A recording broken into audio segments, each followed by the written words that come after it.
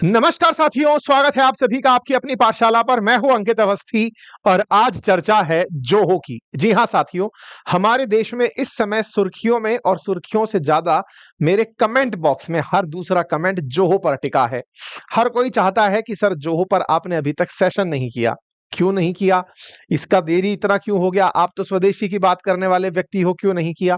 सबके जवाब मिल जाएंगे, लेकिन हाँ, आपने मुझसे ये एक्सपेक्ट किया कि मुझे इस पर सेशन करना चाहिए था। मैं उसके लिए आपके सामने हाजिर हूं और आपकी सारी जो क्यूरियोसिटी है कि क्या है आफ्टर ऑल जो हो चर्चा में क्यों है, उनको मैं यहाँ पे रिजॉल्व करने का प्रयास कर रहा हूं।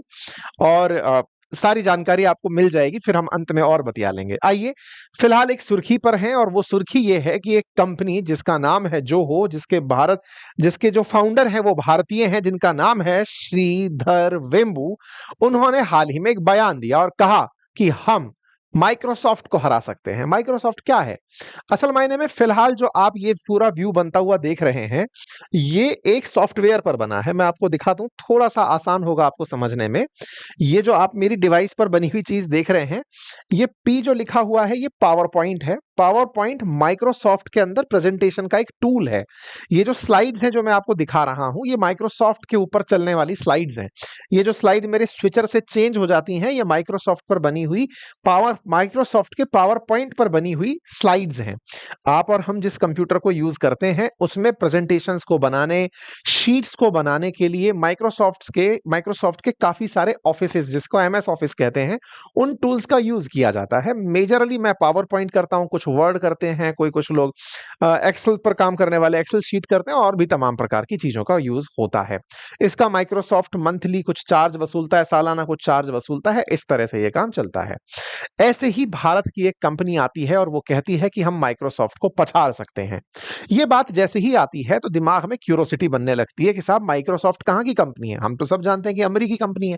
माइक्रोसॉफ्ट अमेरिकी कंपनी है जिसका करंट वैल्यूएशन $4 ट्रिलियन है। अब ये 4 ट्रिलियन कितना होता है?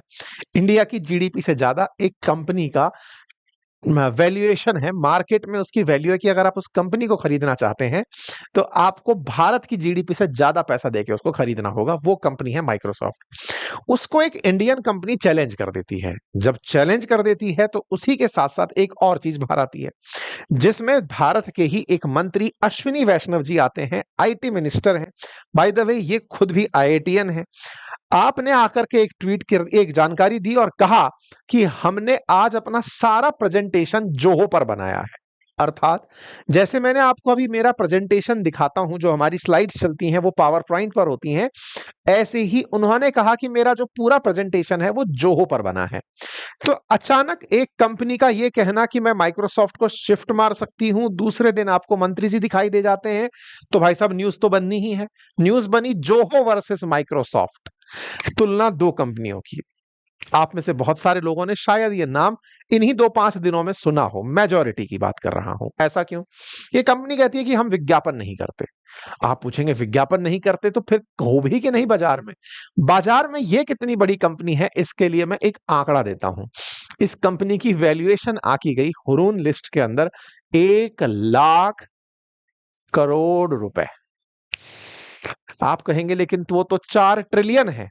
हाँ हाँ, लेकिन ये 1 लाख करोड़, लगभग $12 बिलियन के आसपास वैल्यूएशन रखने वाली कंपनी है। बूट स्ट्रैप्ड है, यानी कि सारा पैसा घर से लगाया हुआ है, कोई फॉरेन फंडिंग नहीं। कुल मिला के सारा पैसा अपना लगा के खड़ी हुई एक कंपनी है। 12 बिलियन भी बड़ा कंपनी होता है। भारत के बहुत सारे स्टार्टअप्स इस मामले में नहीं टिक पाते जितना वैल्यूएशन ये लेके बैठा है।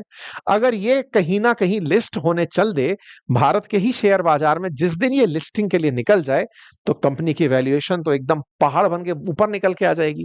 खैर, उन सब पर भी बात हो जाएगी, लेकिन फिलहाल ये कोई नई नवेली कंपनी नहीं है। ये बात तो हमको पता चल गई। मतलब ऐसा नहीं है कि आप में से एक दिन कोई उठ के खड़ा होकर कहे कि मैं तो साहब फेसबुक को पछाड़ दूंगा। बयानबाजी नहीं, करके दिखाने वाली बात है। तो ये जोहो ने कहा कि हम माइक्रोसॉफ्ट को रिप्लेस कर सकते हैं। और ये बात जब हुई, उसी दिन हमने अंकित इंस्पायर इंडिया, जो हमारा चैनल भी है, यूट्यूब चैनल भी है, वेबसाइट भी है, हम सेम डे इस वाली बात पर पूरी डिटेल जानकारी वेबसाइट पर डाल चुके हैं। साथियों, देश दिन भर में लगभग 10-15 खबरें ऐसी होती हैं जिन पर आपको जानकारी की आवश्यकता होती है। ऐसे में हमारी वेबसाइट अंकित इंस्पायर इंडिया और अपनी पाठशाला लगभग 20 के आसपास आपके लिए न्यूज का कंप्लीट विश्लेषण डालती हैं। आप फुर्सत मिल जाए तो इन्हें चलाकर देख लिया करिए। अंकित इंस्पायर इंडिया .com, अपनी पाठशाला .com, इन पर हमारे द्वारा रेगुलर खबरें विद प्रॉपर एनालिसिस डाली जाती हैं, पूरे तथ्यों को संकलित करके डाली जाती हैं, तो आप उनका उपयोग कर सकते हैं। यूट्यूब पर सेशन की संख्या कम होती है, वहां पर रेगुलर डल रही होती हैं, ठीक है। और भी काफी सारे सोर्सेज हैं, हमने ट्विटर पर, इंस्टा पर आपको खबरें पहुंचाने के लिए माध्यम जनरेट कर रखे हैं, लेकिन वेबसाइट पर आप पढ़ सकते हैं, ठीक है साहब। अब सवाल आता है कि अश्विनी वैष्णव जी के द्वारा और धर्मेंद्र प्रधान जी के द्वारा जिस कंपनी का जिक्र किया गया, वो कंपनी चला कौन रहा है? श्रीधर वेम्बू। ये एक साउथ इंडियन है, चेन्नई तमिलनाडु के अंदर निवास करते हैं, और आपने एक बयान देकर के लोगों के अंदर राष्ट्रभक्ति का नेक्स्ट लेवल टच कर दिया। क्या हुआ? अभी कुछ दिनों पहले ट्रंप ने H1B वीजा को लेकर जिस तरह से भारतीयों को यह महसूस कराया था कि तुम मजदूर हो, तुम यहां पैसे के लिए नौकरी करने आते हो, आओगे तो इतना पैसा दोगे, जो ये हीनता की भावना भारतीयों को महसूस कराई, उन भारतीयों को इन्होंने, यानी कि श्रीधर वेम्बू ने, यह कहते हुए कहा कि जो भी H1B वीजा के कारण भारत लौटने वाले भारतीय हैं, वो डरे नहीं, वो केवल 5 साल लग के इस देश में काम कर लें तो हमें घबराने की जरूरत नहीं है, हम दुनिया को पछाड़ सकते हैं।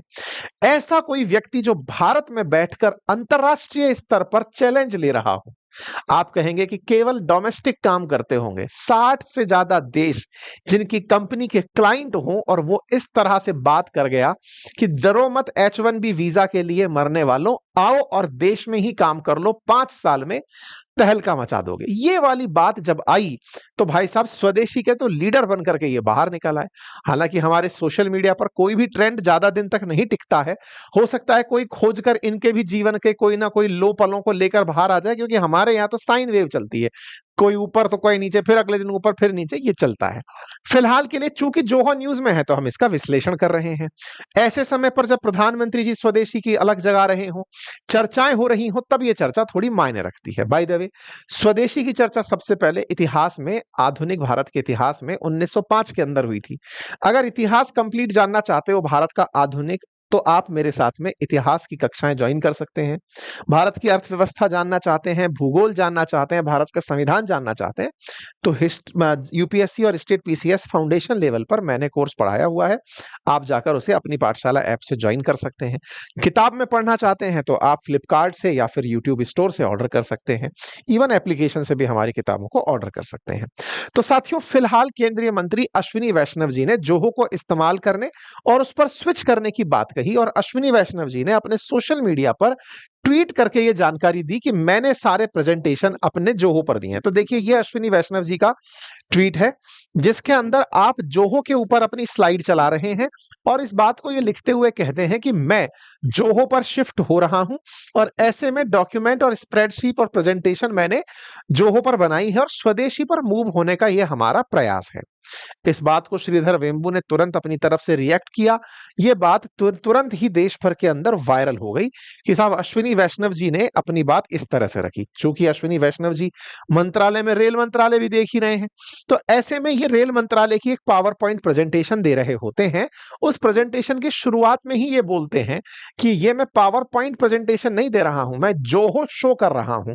ये सारी की सारी प्रेजेंटेशन माइक्रोसॉफ्ट पे नहीं, जोहो पर बनी है। देखिए, दो बहुत बड़ी बात हुई यहां पे। पहला, सरकार के द्वारा देश की ही एक स्वदेशी कंपनी को इस तरह प्रमोशन दिया गया, प्रचार दिया गया, जो अचानक पूरे देश में वायरल हो गई, स्वदेशी को एक नया बूस्ट दे गई। भारत में बहुत दिनों से एक माहौल चल रहा है कि हम लोग स्वदेशी में कुछ करते क्यों नहीं, क्यों हर बड़ी कंपनी अमेरिकी है, क्यों हम चाइना की तरह कुछ करते नहीं, ये हम लगातार सवाल उठा रहे हैं। ऐसे में जब ये बात निकल कर आती है तो एक बड़ा बूस्ट मिलता है। इस बात को Zoho show, Zoho work drive, ये सब निकाल कर ले आते हैं।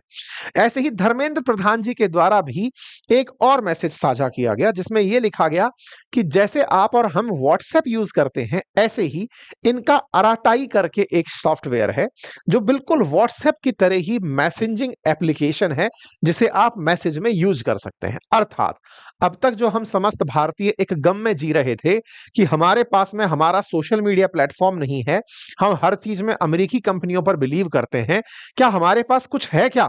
तो भाई साहब पूरी फहरिस्त खुलकर आ जाती है कि हमारे पास तो केवल जोहो के द्वारा ही इतनी सारी चीजें उपलब्ध कराई गई हैं, जिसमें नोटबुक है, जोहो शो है, जोहो बुक्स है, Zoho invoice, Zoho billing, click, cashbook app, notebook, Zoho sign, तमाम प्रकार की चीजें।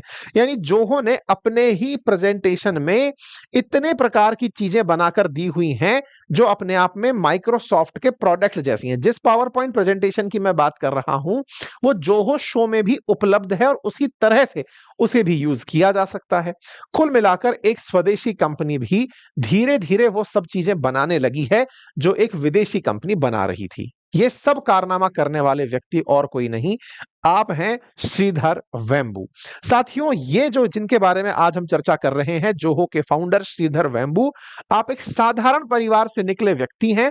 आपने कभी पढ़ाई के साथ साथ, मतलब पहले आईआईटी मद्रास से आपने इलेक्ट्रिकल इंजीनियरिंग की पढ़ाई की, पीएचडी करने अमेरिका गए, वहां पर जहां इनको नौकरी करने का अवसर मिला होगा H1B वीजा से, वो छोड़कर ये वापस भारत आए और इन्होंने अपने ही गांव में ही अपनी कंपनी की स्थापना का विचार किया।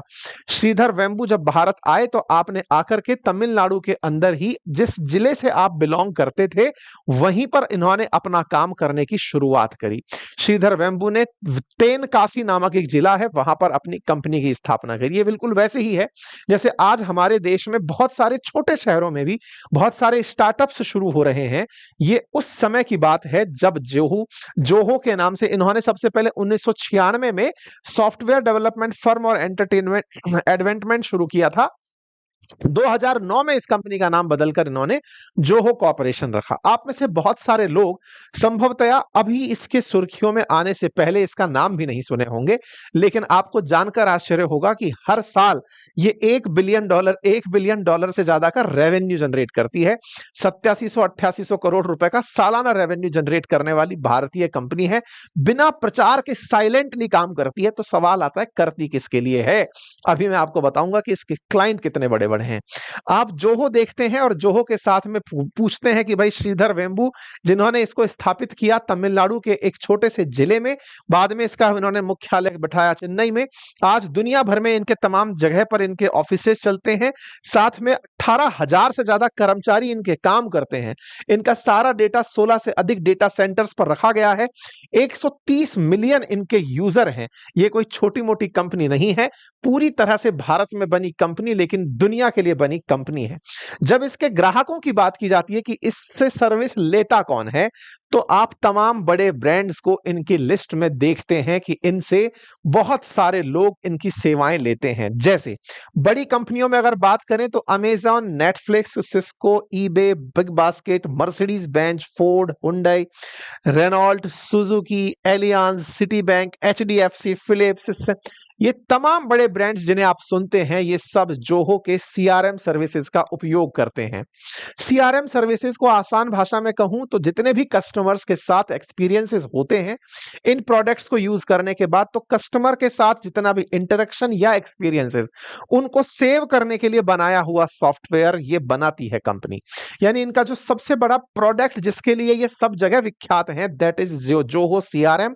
सीआरएम के माध्यम से कस्टमर एक्सपीरियंस, इसको आसान करता हूं, कई बार आप हमारे कस्टमर केयर नंबर 7878158882 पर जब कॉल करते हैं तो पहले आपको एक आवाज सुनाई देती है जिसमें एक प्री रिकॉर्डेड आवाज है जो मेरी ही बना के टीम ने डाली हुई है। जब आप वो सुनते हैं तो वो आपसे वो पूछता है कि बताइए इस सुविधा के लिए आप इस नंबर को दबाएं, इस सुविधा के लिए इस नंबर को दबाएं। जब आप उस नंबर को दबाते हैं तो उस व्यक्ति तक वो फोन जाता है।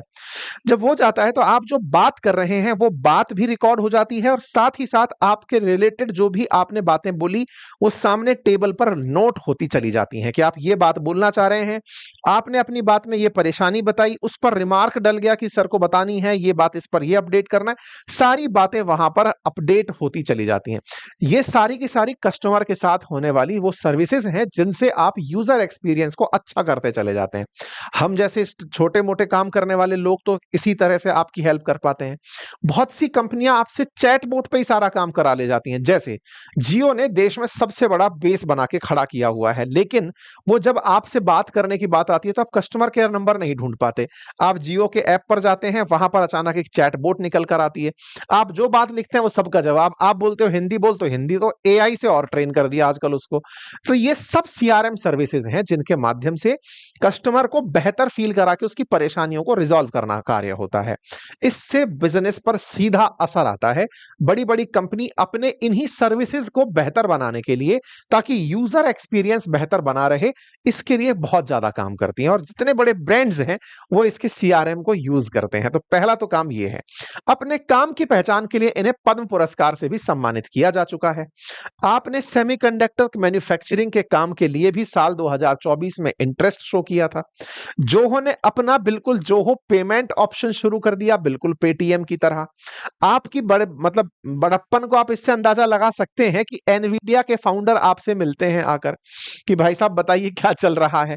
मतलब आप खुद दुनिया वाले लोग पहचानते हैं तो टेंशन भी होती है, कहीं ऐसा तो नहीं कि कोई बड़ी कंपनी आएगी, इनका बड़ा हिस्सा खरीदेगी और चली जाएगी। चूंकि 2009 से आप 2025 में आ गए, आपको अब तक तो कोई खरीदा नहीं, तो ऐसे में अभी भी लगता है कि ये कंपनी खुद से ही खुद चलाती रहेगी। खुद से ही खुद को चलाती रहेगी, ये बात क्यों बोली जा सकती है? क्योंकि साहब 33% तो इस कंपनी का सीधा मुनाफा है। 8700 करोड़ रुपए साल का रेवेन्यू करती है, 2800 करोड़ रुपए तो नेट बचा के ले जाती है। जब इतना लाभ बचा रही है तो बाहर के पैसे की जरूरत क्या है? ये उसी पैसे को लगा के बड़ी बनती चली जाती है और लगातार 3% के हिसाब से तो ईयर ऑन ईयर ग्रोथ करती जा रही है। इस तरह से ये कंपनी लगातार बढ़ती चली जा रही है। इस कंपनी के बारे में जब वैल्यूएशन की बात की जाती है तो अनलिस्टेड कंपनियों में जोहो सबसे ऊपर सेकंड टॉप पर आती है after serum institute of India के, जिसकी इतनी बड़ी वैल्यू हो। इससे भी बड़ी बात जो है इस कंपनी के बारे में वो ये कि जिस श्रीधर वेम्बू की एक कंपनी है, उस कंपनी में सबसे ज्यादा शेयर इनकी बहन राधा वेम्बू के हैं। उसके बाद second largest share Vembu Shekhar इनके भाई साहब के हैं। जिस कंपनी को आपने अपने आइडिया से बनाया हो उसमें आप मात्र 5% शेयर रखते हैं। ये आपको अपने आप में एक परिवार की जो ताकत है उसको भी दर्शाते हुए दिखते हैं। यानी कि कुल मिलाकर श्रीधर वेम्बू ने केवल भारत में आकर के काम नहीं किया, बल्कि भारत में अपने परिवार और संस्कार के साथ काम को स्वदेशी रूप से शुरू किया। यही कारण है कि आपको जिस दिन शोहरत मिली उस दिन आप पूरे देश के अंदर एक ही दिन में छा गए। जोहो ने हर तरफ अपनी पहचान बना ली। जोहो के कुछ तस्वीरों को श्री धर्मेंद्र प्रधान जी के द्वारा, माननीय मंत्री महोदय के द्वारा भी साझा किया गया।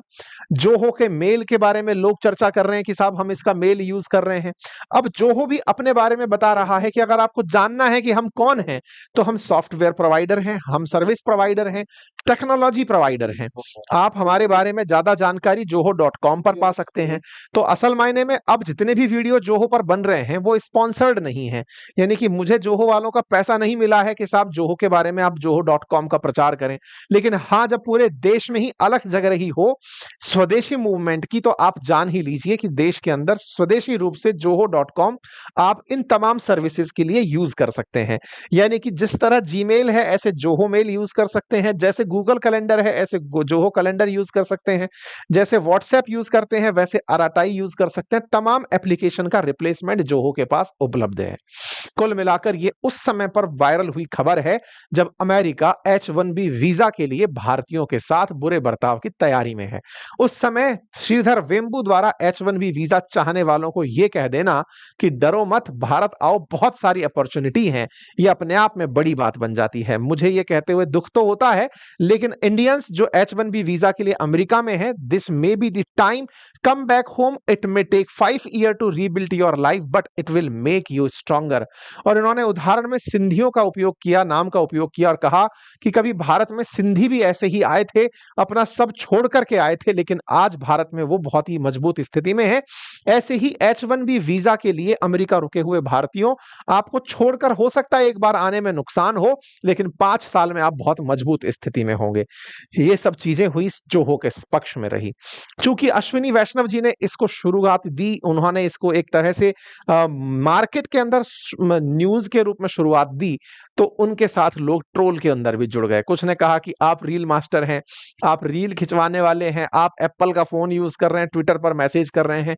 ये हमारे देश के लोगों के अंदर एक बहुत ही अजब प्रकार की प्रवृत्ति पाई जाती है। इसे शुद्ध हिंदी में परछिद्रान्वेषी कहते हैं। हम ढूंढने निकलते हैं तो सबसे पहले कमियां कि साहब आईफोन से फोटो डालते हुए ट्विटर पर डालने वालों स्वदेशी की बात तो मत करो। कोई तो शुरू करेगा ना मेरे भाई।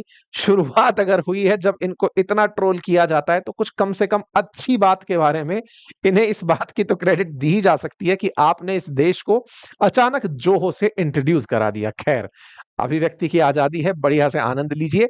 मैंने आपको जानकारी बता दी माइक्रोसॉफ्ट के लिए। अगर वाकई में ये चिंता की बात है तो 4 ट्रिलियन बड़ा अमाउंट तो है, लेकिन अगर एक भारतीय कंपनी ये सपना देखने में कामयाब है तो समस्त भारतीयों के लिए ये गौरव का क्षण है, क्योंकि हर किसी को एक कदम से ही दूसरे कदम तक जाने की प्रेरणा मिलती है। फिलहाल के लिए इतना ही।